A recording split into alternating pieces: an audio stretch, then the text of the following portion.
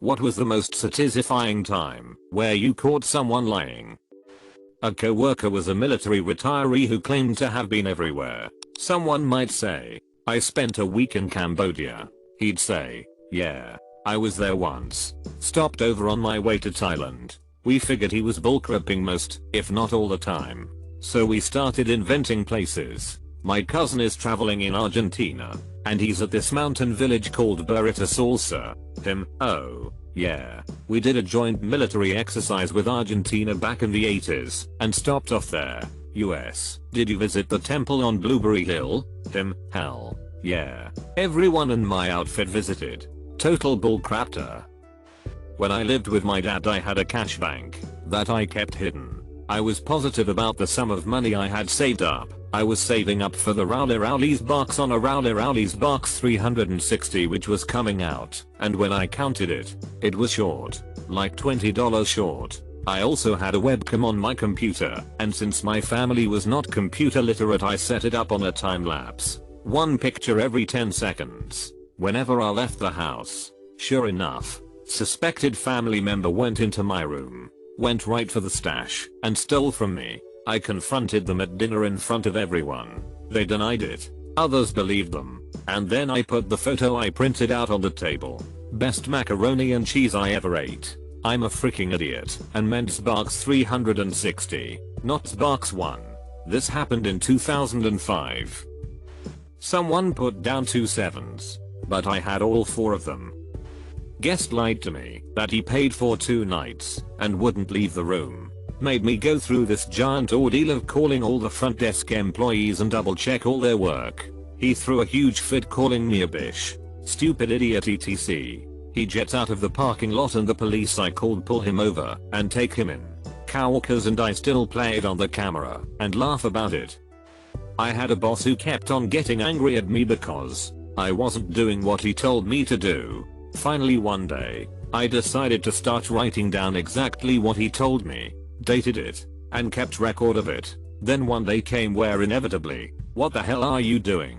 Exactly what you told me to do. I never told you to do that." "Well, I have it written here." Pulls out note card. "On the 22nd of May 16 you told me specifically to do this task, exactly like this, and never do it any other way." I finally won. I started standing up for myself a bit more in the office, and I was respected for it. I was 16 and was seeing a girl who I had some doubts about. She would make up the most insignificant lies about stupid crap, but it wasn't malicious, so I let it slide until things escalated. Her dad had a friend, John, who had cancer. We went to visit him 200 miles away, and he looked really bad. She acted like she didn't give a crap.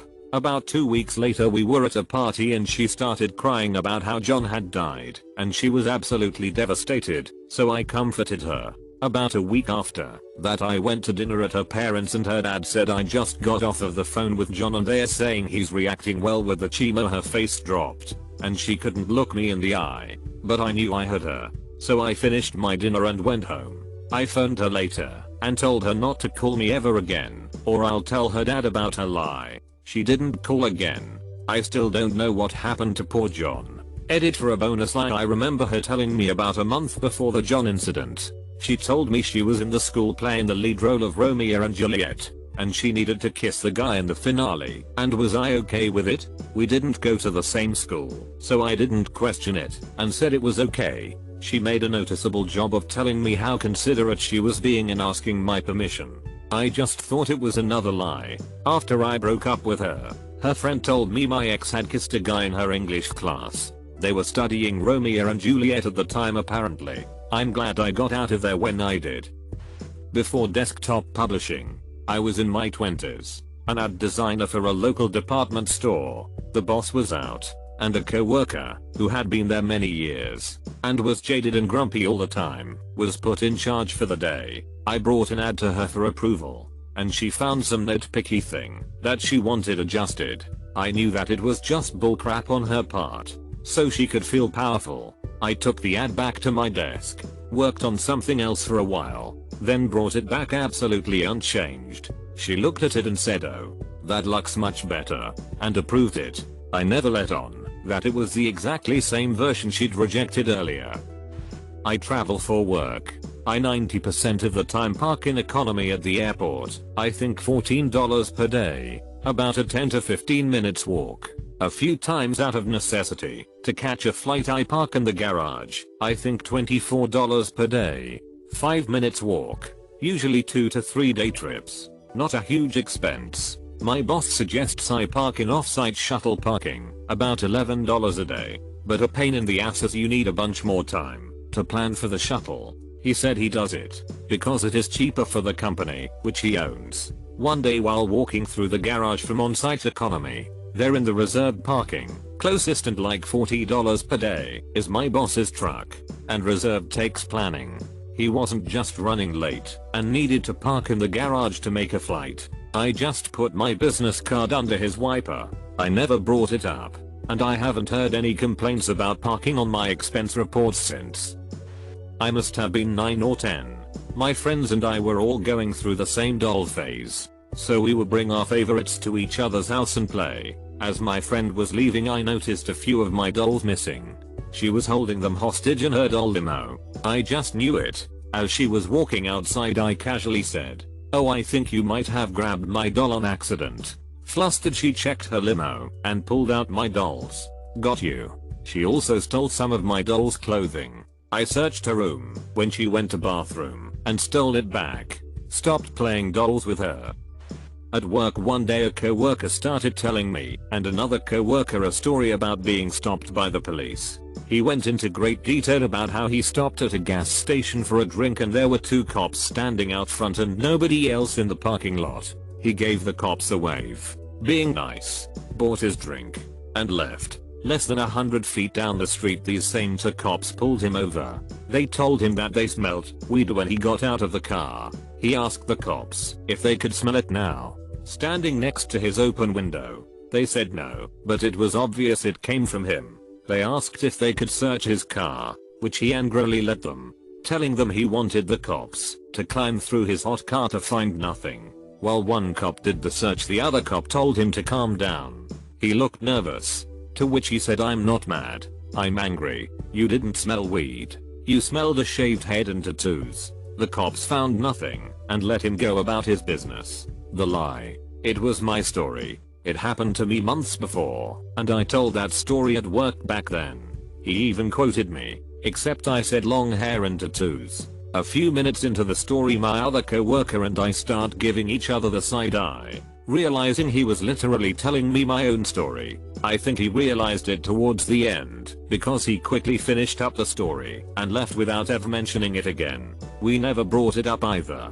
I had such a bad case of secondhand embarrassment for the guy. Plus everybody else already heard about it, and he was forever branded the liar.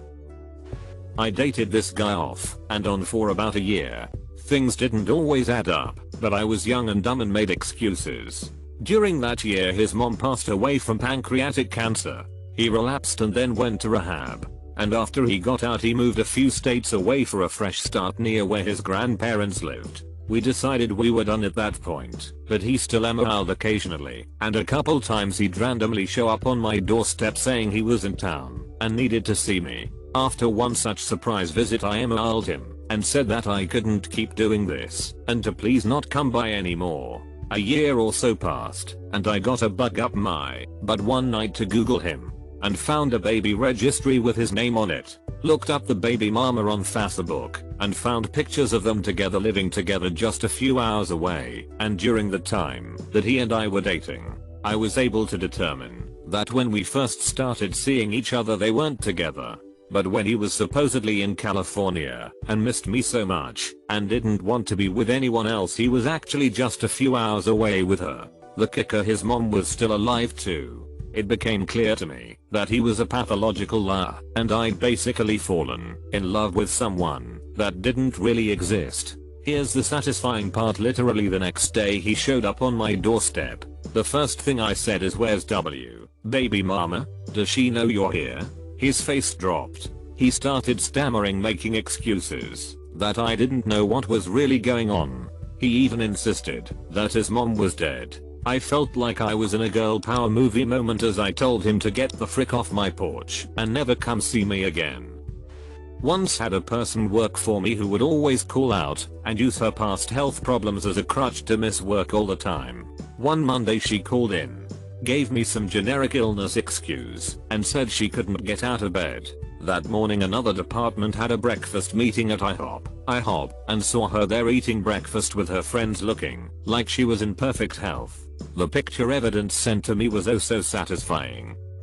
Not completely relevant, but I doubt such a specific thread would come up anytime soon. I caught someone who was trying to convince me I was lying. When I was little, my mom was driving me to school. We went the more rural of the two possible roads, and on our way we saw a wolf. So we stopped the car and watched it from a distance for a little while. I told this to my aunt recently and she didn't believe me, because this isn't and never was a wolf area. My mom, even though she was with me, didn't get involved in the argument. The argument was at a standstill at that point. I claimed it was a wolf. She claimed it was a jackal, which are not in this area either.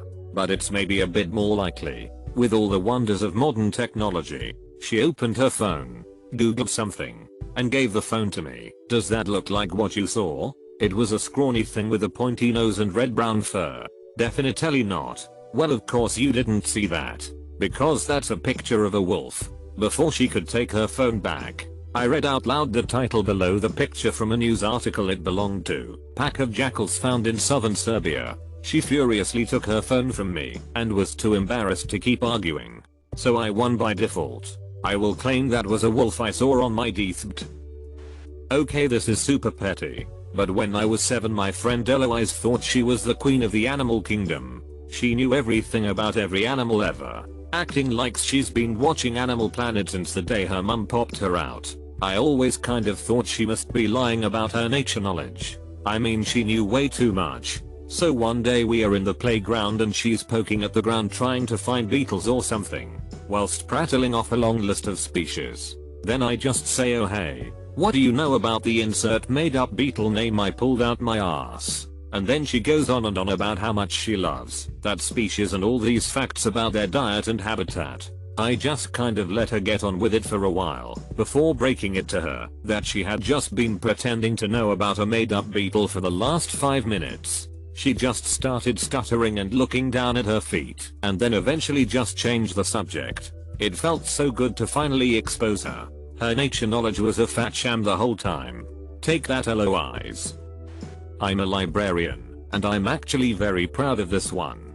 Back then I was in charge of the cinema and music section of my library. This guy came with his son and asked me where to find our Puff Daddy CDs. We have one, and I show him on the shelves where to find it. Then I was called in another place of the library and go check on my colleagues. On my way back to the music section, I see him coming out of the library and I don't know why. Maybe he seemed dodgy, but I have a feeling something is wrong. I go check. The CD is gone. It's not appearing on his library card, so he didn't borrow it. I have a look if he didn't misplace it, but it's not there. The guy just stole the freaking Puff Daddy CD with his 8-year-old son from a public library where you can borrow it for free. At this point I do nothing because we have no proof and no security camera. A few weeks later, the son and his sister, 8 and 10 years old, come to the library again and borrow some CD. I'm watching them, and to my knowledge, they didn't steal anything. And I don't want to confront them, because it would break my heart to have them stopping to come to the library because of their father bullcrap. But this whole story still bothers me. So a few months later, I decide to try something. I still had the stolen CD barcode, and I just decided to add it to their library card, as if they borrowed it. Worst case scenario, they say they don't have it, and I apologize, and say that it's a mistake from the library. A few days later they arrive, take some documents, return some, and just before leaving I proceed to explain them that they still have a document, a Puff Daddy CD, that they need to return. The look of panic in their eyes and incomprehension was just delightful. They didn't say anything, and a few days later they came back with the CD. I don't really care about Puff Daddy, and we could easily have replaced it, but just for the principle, It was one of my greatest victories.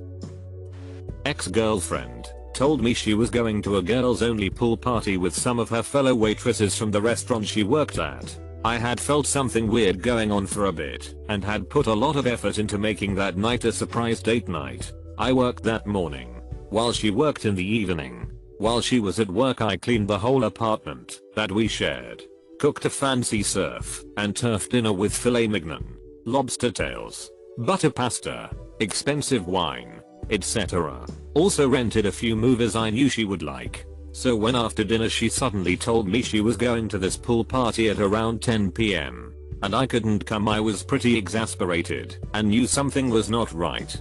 Noticed she was putting her phone face down every time she received a text about this party, while she is putting on her sexiest bikini to wear under her clothes on her way over to this party. I decide to look at the phone and it's some dude from her work under the name Angela in her phone, telling her he can't wait to see her, can't stop thinking about the other night, etc. Scroll down a bit and they even said they loved each other. There's not really a worse feeling in the world when you are in love with someone and they do that to you. She comes back into the room and cue one of the worst nights I've ever had as she blames all of this on me not proposing to her quickly enough. We were 22, relatively poor, and in college and I did want very much to marry her. She trashes the apartment, breaks the screen off of my laptop, cuts up a few of my favorite shirts, and breaks my phone after going through it looking for some sort of justification for her actions and finding none by throwing it at the wall and stomping on it. But hey, it was satisfying knowing that I wasn't going crazy and I learned some valuable life lessons. In a large business meeting, boardroom style, something went wrong on a project my company did. The executives were nervous as hell because we were being blamed for a failure and the client was demanding we pay for it. The thing is I was the project manager for this job and had recently been promoted. I warned the client about a potential problem when the project was underway, but they chose to ignore it and press on. Now that it was failing they wanted us to spend hundreds of thousands of dollars to fix it, and our competitors were already about to take the next multi-million-dollar sign project. So the client's manager outlines his case and asks when he can expect us to fix it for him. Assuming we'll just cave in hopes of getting future business. That's my company's MO. They even said our on-site rep should have caught the problem, so this whole thing was our fault. Our project manager clearly didn't know what he was doing, otherwise he would have caught this. My boss was about to respond, but I gently interrupted. I basically said I was the on-site PM and did catch the problem immediately. I have a few documents for your perusal. I had with me the printed email exchange where I warned about the problem and advised how to fix it, as well as the client's very clear response that they thought it was worth the risk and wouldn't change anything. The client's face turned red. He looked at my bosses and said they should have told him who I was. We wound up paying for the fix anyway in exchange for being awarded the next project. This kind of thing happens constantly in my business, though usually on a much smaller, less grand, and less public scale. My entire job is sire. My brother is in a stage where he's being super dirty and smelly and not taking showers. This one time I bought him a deodorant. I started seeing it in the same place for a couple days, then weeks. In the same place, not moving an inch. So I opened it and placed a paper inside in a way that if you opened the thing it would fall. A month later, one of those days when his smell was super gross, I ask him if he has been using it and he says yeah, of course. Fricking lying bastard. I opened the thing and there it was, the paper. Edit. Wow, this blew up. A couple notes. When I say he sleeps I don't mean a lot. It's more like a 2-hour nap every couple days, which doesn't actually surprise me cause really, what did you guys do as 15-year-old? He just browses internet and talks with his friends and plays video games. Besides that, everybody outside the house, every teacher in person says he's super cheery in the school and outside.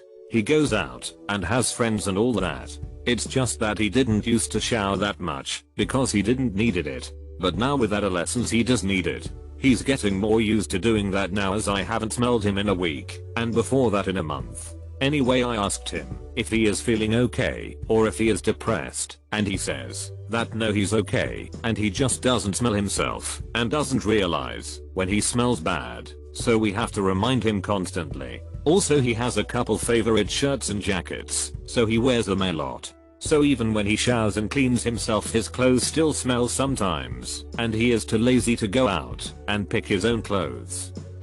I used to work at a grocery store. One of my coworkers was constantly calling in sick, claiming she had one illness or another. Management couldn't just con her for it as it was a union shop. So she had protection, unless she could be caught in a bald-faced and indefensible lie. One Friday I get called in to cover her shift, because she called in claiming she was very sick and needed a kidney transplant. On her next shift on Monday she's wandering around with gauze wrapped around her stomach and back claiming that she had that kidney transplant on the weekend. That she had been so sick that they rushed her into surgery and put her at the top of the transplant list. When she does it to me I stop her and say, isn't the recovery time on a transplant at least a month or two? The hospital shouldn't have let you out. Realizing I've caught her in a lie, she rushes to the front desk, claims she shouldn't be here and that she needs to go home or she'll pop her surgery stitches. A few days later she was fired when she couldn't provide proof of the surgery. She tried to sue, but no lawyer would take her case. It was hilarious. I work at a daycare. If a child is sick they will be sent home cause we don't want to risk infecting the whole class. Generally happens anyway. A lot parents don't agree with this policy, which leads to parents arguing with us that their kid isn't sick when they obviously are. My favorite time this happened was when a mother dropped her little boy off in an eye patch, yet the toddler was wearing a damn eye patch. I ask what happened and she says he hit his eye or something, which I didn't really believe. She says whatever I do, don't take off his eye patch. I pick him up and immediately lift up his eye patch, pink eye. She was so mad at me for doing that, and she was shocked I did it. The look on her face was so satisfying, although I got yelled at by my supervisor for it.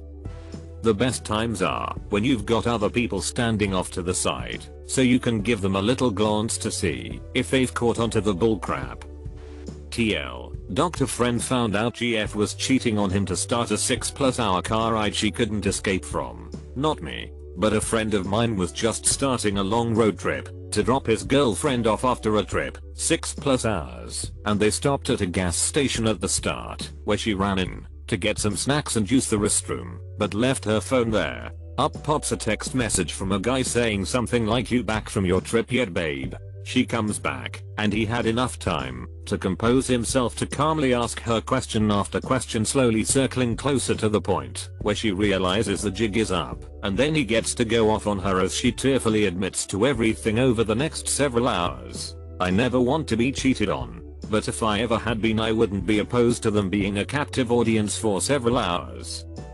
Ooh boy. So in college I had this friend who was a very good pole vaulter. Seriously, one of the top in the state for his division. This was back in 2008. He tells all of his family and friends, and even his boss, that he was recruited to compete in the Beijing Olympics. Well, his close friends, including myself, already call bullcrap, but when the day comes he is nowhere to be found. In fact, we didn't see him for a couple of days, and he started texting pics from Beijing. So we were doubting ourselves a bit. Then we were driving along the freeway, and guess who's broken down on the side of the road like 2 days after he left? Mr. Olympian. When we pulled over, the look on his face was priceless. He stood by his story too, and said because of the time difference he already went and came back. Haha, he's a freaking idiot. I still don't know what he had to gain from such an elaborate bullcrap story. I caught my mom eating my Halloween candy when I was little, after she told me it wasn't her. Getting new candy from the store because of it was pretty satisfying. I was in a bar having some drinks when I feel a tap on my shoulder. It was a guy I went to school with. I didn't really hang out with him back then, but decided to catch up and share stories anyways. At one point he mentioned sleeping with a girl I knew very well. A girl I knew for a fact was a virgin until after she graduated. I just kind of nodded and let him go. Then I said something along the lines of, "Oh, I actually know her very well. We'll have to hit her up. She comes out and drinks with me all the time." He turned white. The look of horror in his eyes was great. Wasn't me, but a professor caught a student plagiarizing an essay as she was reading it aloud to the class. That's an excellent essay by my friend Drive, who is reading. Please keep reading it until the end. He made her stand in front of us and kept going until her presentation was over. When his ex-girlfriend sent me a picture of a pregnancy test but couldn't hold it up to a daily newspaper, she broke and admitted it was fake. Queen of douche. A guy in my circle of acquaintances was bragging to our mutual friend group that he'd dumped his girlfriend because she was such a bore, kept him at home all the time, and kept him from enjoying himself. I'd been talking to both of them during their breakup phase and knew she was the one dumping him because he was pretty irresponsible and didn't really pay attention to their relationship at all. Sued a bloke for not paying his mortgage. He filed an application claiming he'd never been served with the court proceedings and he'd just found them in his front yard. He also managed in 2 pages to set out 11 separate claim defenses to the claim. Oh, and he also claimed he didn't speak a good English. Something didn't stack up. So I ran some court file searches and discovered he defaulted on another mortgage a few years earlier and filed the exact same affidavit back then. Even included the exact same photos of the court documents supposedly lying in his yard. The case did not end well for him. My dad took his own life. 8 months go by. My mom hadn't gotten him a headstone. After several phone calls and updates, a year and a half after his death, she calls to tell me the headstone is finally in. I go to the graveyard with some flowers and lo and behold, no headstone. I freaking pulled in the grass for a while. I realized that if she had really thought her husband's headstone had been at the graveyard, maybe the cemetery messed up, she would have gone to visit to see him and found it not erected and would have avoided putting me through turmoil. But what actually happened, to the best of my knowledge, is that she freaking lied and said it was there and it was not there, and she did not give a single frick about my father or anyone's feelings in the family at all. That was the cherry on the sundae. I suddenly started to realize many other downright selfish and outright abusive things she had done to me throughout the years, and I cut her out of my life. These past 3 years I've never been happier. I knew my ex-wife was cheating, but didn't tell her that I knew. Took her out to dinner, and I casually asked questions about who she had been spending time with while I was at sea. She barely worked, so she had to spend her time doing something. She failed to mention the guy that had been staying at my house for nearly 2 months. The guy she had to call the cops on just to get to leave because I was coming home in 2 days. So I slid her a copy of the police report that was filed for the incident and watched as she crumbled over the fact she had been caught. And I didn't have to say a word. Divorce court was even more satisfying, in case anyone was wondering. Ex-girlfriend was blaming me for watching 30, and she made me feel bad for a long time until I discovered she was watching hentai. Crapbird employee I used to manage called off, and I knew he was bullcrapping. Said he was sick as hell until I showed him, and the GM his Facebook had checked him into about 6 different bars during a block party at the time he was supposed to be working. A girl led me on, only to tell me she couldn't date me because of my race. Well, she tried to lead me on again, but I made it a point to show as little interest as possible. Crap like walking past her without acknowledging I'd seen her and stonewalling any flirting attempts. She then gets the idea to make a friend of mine like her to make me jealous, but she picked one of my absolute best friends. So immediately, he told me what was happening. She was always sending him and I the same snaps and nudes and saying she missed us and crap like that. I think she assumed that we wouldn't talk to each other about this. Well, one night he and I were hanging out playing Halo, and we get a snap from her. It's her in the shower with a lot of steam. So I sent her a picture of him looking disappointed, and he sent her a picture of me looking disappointed. She didn't talk to us for a few months after that.